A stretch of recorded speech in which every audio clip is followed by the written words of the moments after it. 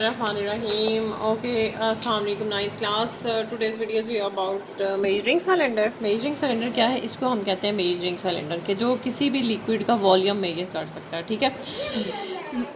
Cylinders में हम liquids पोर इन करते हैं तो उसका वॉल्यूम जो है वो हमें पता चल जाता है, ठीक है। इसकी जो लीस्ट काउंट है कि ये कम से कम हमें कितना वॉल्यूम मेजर करके दे सकता है, that is in vertical scale in millimetres और क्यूबिक सेंटीमीटर्स, ठीक है। ये मिलीमीटर्स में मेजर कर रहा होता है या फिर ये क्यूबिक सेंटीमीटर्स में मेजर कर रहा होता है, ठीक है। The least count of a measuring cylinder is usually, ठीक है, जो commonly use that is 1 centimetre cube volume हमें ये मेजर करके बता रहा होता है। लेकिन इसका एक और भी फ़ायदा है, ठीक है। ये लिक्विड मेजर करने के साथ साथ हम इसको यूज़ कर सकते हैं to find the volume of unknown solid also, ठीक है। आपके पास ना एक क्वेश्चन आ जाता है, अपने पास क्वेश्चन लिख लें। How can you find the volume of unknown solid? How can you find the volume of unknown solid? कि सॉलिड जो कोई अननोन है, लेट सपोज कि ये ऐसे इरेगुलर सी शेप्ड है, ठीक है। अननोन सॉलिड या इरेगुलर शेप्ड सॉलिड भी हो सकता है, ठीक है। अननोन सॉलिड और इरेगुलर शेप्ड सॉलिड कि लाइक गर्ल्स आप लोगों ने पढ़ा होगा कि अगर हमारे पास कोई भी जो चीज़ है वो उसका वॉल्यूम हमने फाइंड आउट करना है तो हम फार्मूला यूज़ कर सकते हैं।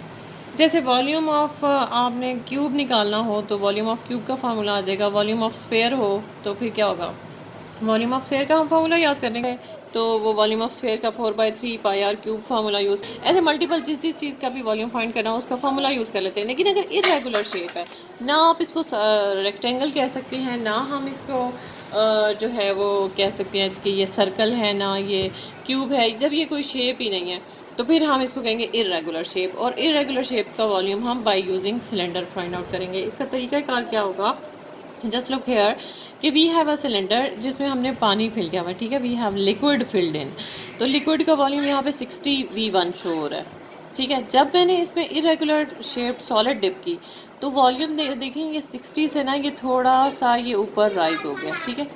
ये यहाँ तक राइज हो गया वॉल्यूम, तो ये आपके पास नेक्स्ट वॉल्यूम इज़ V2। तो जब आपसे कोई पूछेगा what is the volume of this irregular shaped object that is being dipped into this liquid, तो आप ये जो फाइनल वॉल्यूम है माइनस इनिशियल वॉल्यूम कर देंगे तो जो डेल्टा V की वैल्यू आएगी वो हमें बताएगी कि what is the volume of this irregular shaped liquid. It is similar to कि आपके घर में गेस्ट आ जाएं और आपके पास कोल्ड ड्रिंक है और कोल्ड ड्रिंक में आप जैसे ही हाफ ऑफ ग्लास अगर कोल्ड ड्रिंक हो और उसमें आप 1 क्यूब एंटर कर दें, आइस क्यूब्स डाल दें उसमें 1 हाफ ग्लास कोल्ड ड्रिंक में, तो उसका थोड़ा सा ना लेवल राइज हो जाता है। तो उतना ही लेवल राइज होता है जितने आपने आइस क्यूब्स उसमें पुट इन किए होते हैं, ठीक है। तो इस तरह से हम डेल्टा V फाइंड करके कि विदाउट इस सॉलिड के बगैर इसका क्या वॉल्यूम था दैट इज़ VI, और उसके बाद जब इसको हमने डिप इन कर दिया तो इसका volume second volume is VF। तो you can say the volume of irregular shaped solid is equals to delta V, ठीक है। ये डेल्टा V से हम फाइंड आउट कर लेंगे। Measuring cylinders come in different sizes ranging from small to large, ये सारी की सारी क्या है जी, इसकी एक्सप्लेनेशन है, ठीक है। और आप ना 2 हेडिंग्स बनाए। यहाँ पे जो पहली हेडिंग है दैट इज़ यहाँ से है जी, it is also known as graduated cylinder, ठीक है।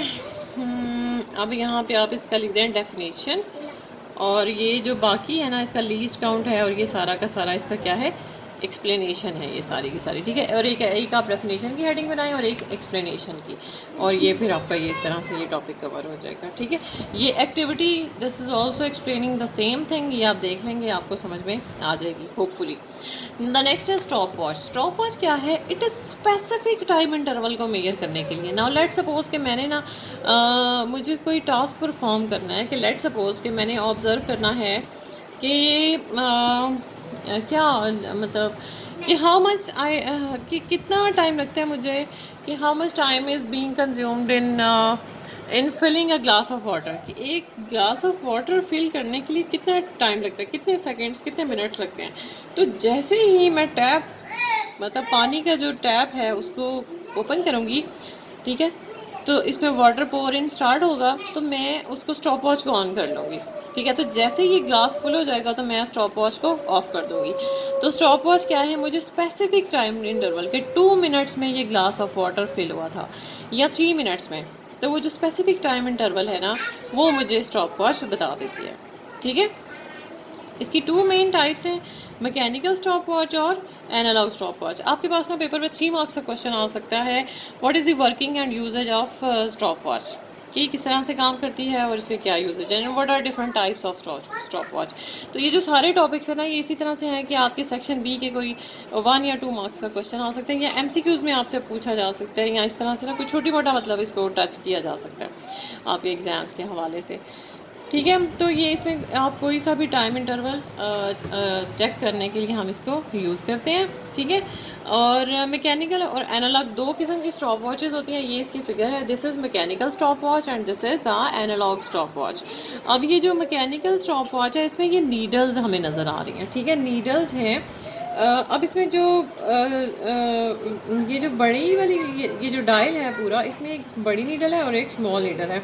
ठीक है, second hand of watch rotates and a small minute hand in which minute.